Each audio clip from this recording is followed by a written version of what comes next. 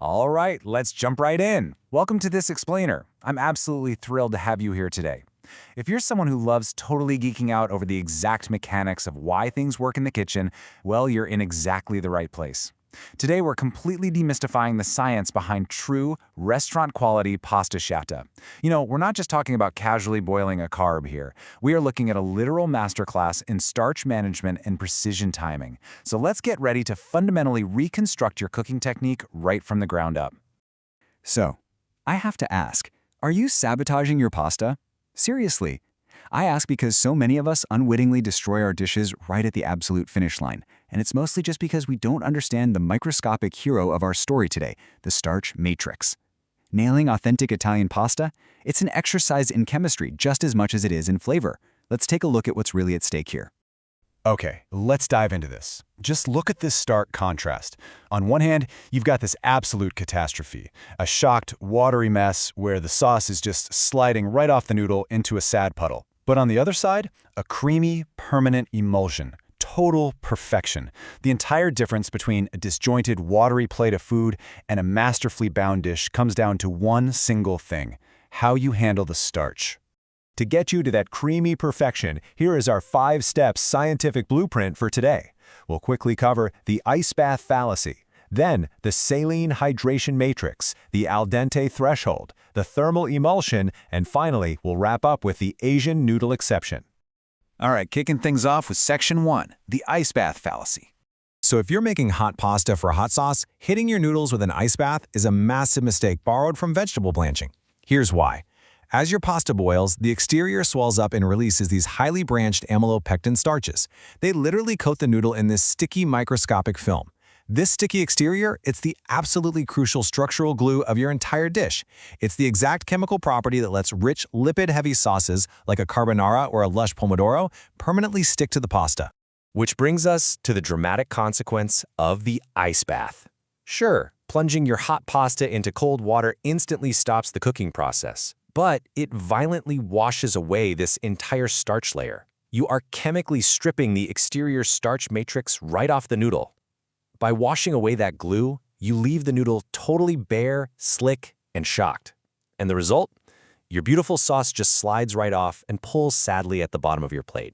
Now, to be perfectly precise, there is basically one scientific exception to this rule.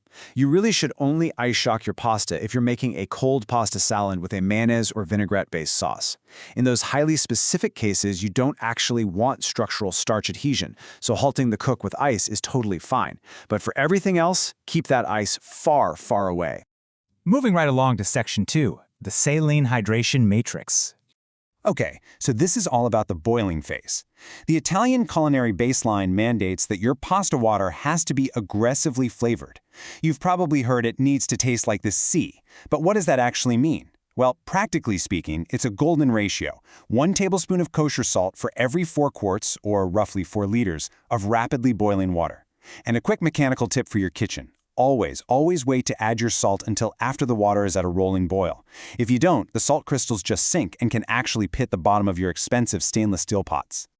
All right, consider this next point a giant flashing stop sign. No olive oil in the boiling water. None. I know it's this super persistent myth that oil stops pasta from sticking together, but what it actually does is create a hydrophobic shield. Basically, as you pull your pasta out, it gets coated in this slick lipid barrier, completely ruining any chance of sauce adhesion later on. You want to stop it from sticking in the pot? Just grab a spoon and stir it. It's really that simple. Next up, Section 3, the al dente threshold. Okay, so the suggested cooking time printed on your pasta box, it's a lie. Don't trust it. Getting the pull exactly right requires looking for a very specific physiological marker. And this brilliantly illustrates exactly what that is: the punto d'anima, which translates beautifully to the soul of the pasta. It's this tiny, opaque white dot right at the geometric core of the noodle. When you bite into it, the outside should be tender, but that tiny chalky core gives you a distinct mechanical resistance. Finding that dot is your absolute guarantee of true al dente perfection. So here is the exact linear timeline for the pull. Exactly 2 to 3 minutes before full gelatinization, meaning 2 to 3 minutes before the box says it's done, you ignore the package and start testing. You're hunting for that flexible noodle with the chalky core. The literal second you find the punto d'anima, you initiate an immediate transfer. And this is non-negotiable. Use tongs or a spider skimmer to move the pasta directly from the boiling water straight into a skillet with your hot sauce. Do not use the sink colander. Just bypass it entirely. And why do we completely bypass the colander? Well, that leads perfectly into Section 4, the thermal emulsion. This is the absolute climax of our explainer. Because you pulled those noodles 2 to 3 minutes early, they're going to finish cooking directly inside the sauce itself. This is the mantecatura, and it's where the real magic of Italian pasta asciutta happens. Let's walk through the mechanics. First, like we just said, transfer the pasta directly to the skillet. Step 2 is absolutely critical. You add a quarter cup of that residual starchy pasta water to the pan. That water is culinary liquid gold. And finally, step 3, you toss the pasta vigorously in the bubbling sauce over medium-high heat for those final 2 minutes of cooking time. During those last 2 minutes, you have to toss it to create mechanical agitation.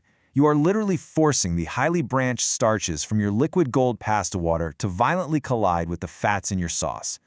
This incredibly dynamic reaction creates a creamy, emulsified matrix that binds permanently to the rough exterior of the noodle. Honestly, it's pure chemistry in a pan, and it is spectacular to see. All right, wrapping up with Section 5, the Asian noodle exception. Now, what's really interesting about this slide is how the rigid rules we just established get flipped entirely on their head. It's a brilliant plot twist. For traditional Italian pasta asciutta, shocking the pasta is a total catastrophe because we desperately want to preserve that starch matrix for a hot lipid emulsion.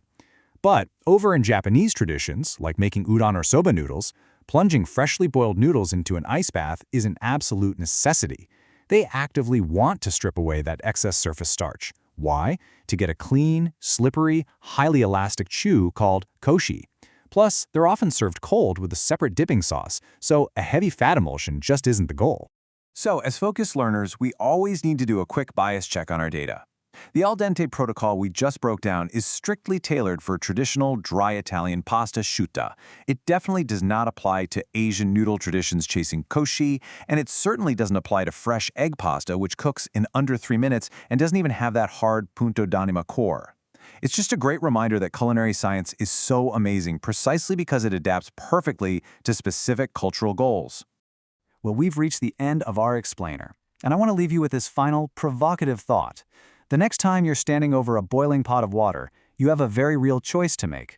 Will you master the starch, harness the emulsion, and completely elevate your cooking? Or will you shock the noodles, strip the matrix, and wash away the soul of your dish? The science is completely in your hands now. Thank you so much for joining me today, and I really hope you're excited to go test the al dente protocol in your very own kitchen.